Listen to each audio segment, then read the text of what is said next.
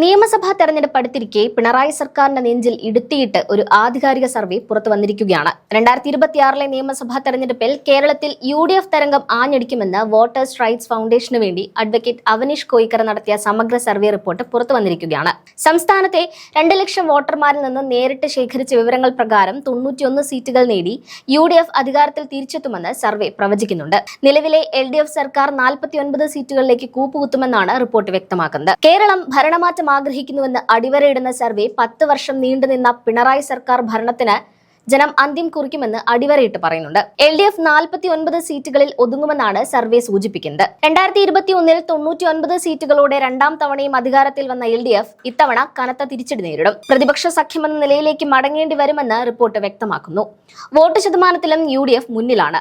UDFന് 44.97%, LDFന് 39.34%, NDAക്ക് 14.72% എന്നിങ്ങനെയാണ് സർവേ പ്രവചനം. കേരളത്തിൽ NDAയുടെ വോട്ട് ശതമാനം വർദ്ധിച്ചിട്ടുണ്ടെങ്കിലും സീറ്റുകളാക്കി മാറ്റാൻ കഴിയാത്ത സ്ഥിതിയാണ് തുടരുന്നത് എന്നും ചൂണ്ടിക്കാണിക്കപ്പെടുന്നുണ്ട്.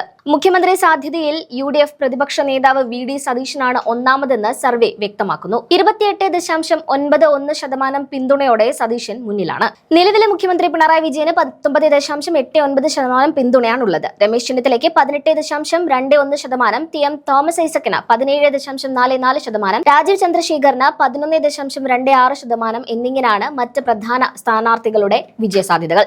സർവേ പ്രകാരം UDF വിജയത്തിന് പിന്നിലെ പ്രധാന കാരണങ്ങൾ ഇവയാണ്. 1. അധികാര വിരുദ്ധത.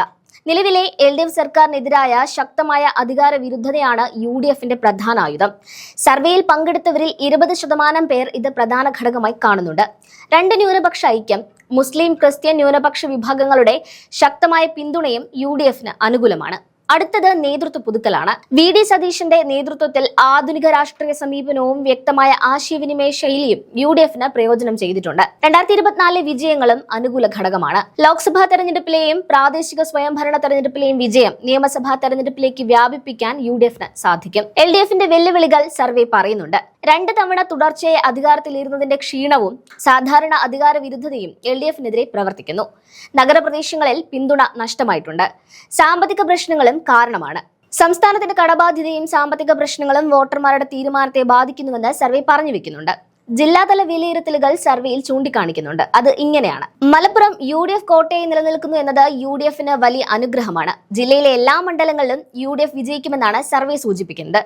കൊണ്ടോട്ടി, ഏറനാട്, മലപ്പുറം, വേങ്ങര തുടങ്ങിയ മണ്ഡലങ്ങളിൽ UDFന് വലിയ ഭൂരിപക്ഷം പ്രതീക്ഷിക്കുന്നുണ്ട്. കണ്ണൂർ, കാസർഗോഡ് ഇടത് ശക്തി കേന്ദ്രത്തിൽ പോലും UDF നേട്ടമുണ്ടാക്കും. പരമ്പരാഗത ഇടത് ശക്തി കേന്ദ്രമായ കണ്ണൂർ, കാസർഗോഡ് ജില്ലകളിൽ പോലും UDF മണ്ഡലങ്ങൾ കീഴടക്കുമെന്ന് സർവേ സൂചിപ്പിക്കുന്നുണ്ട്. മഞ്ചേശ്വരം, കാസർഗോഡ്, ഇരിക്കൂർ, അഴീക്കോട്, കണ്ണൂർ, പേരാവൂർ എന്നിവിടങ്ങളിൽ UDF ജയിക്കുമെന്നാണ് പ്രവചനം. തിരുവനന്തപുരം നോക്കുമ്പോൾ LDF മുന്നിലാണ്. നെടുമങ്ങാട്, കഴക്കൂട്ടം, വട്ടിയൂർക്കാവ്, തിരുവനന്തപുരം, നേമം, പാറശാല, കാട്ടാക്കട എന്നിവിടങ്ങളിൽ LDF ലീഡ് നേടും. എറണാകുളം UDF കോട്ടയായി നിലനിൽക്കും.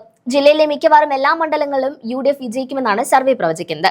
പെരുമ്പാവൂർ, ആലുവ, കളമശ്ശേരി, പറവൂർ, കൊച്ചി, തൃക്കാക്കര എന്നിവിടങ്ങളിലെല്ലാം UDFന് ശക്തമായ പിന്തുണയുണ്ട്. 2026 നിയമസഭാ തെരഞ്ഞെടുപ്പ് UDFന്റെയും LDFന്റെയും ഇടയിലുള്ള ഉഭയധ്രുവ മത്സരമായി തുടരുമെന്നും എന്നാൽ UDFന് വ്യക്തമായ മുന്നേറ്റമുണ്ടെന്നും ചൂണ്ടിക്കാട്ടിയാണ് സർവേ അവസാനിക്കുന്നത്.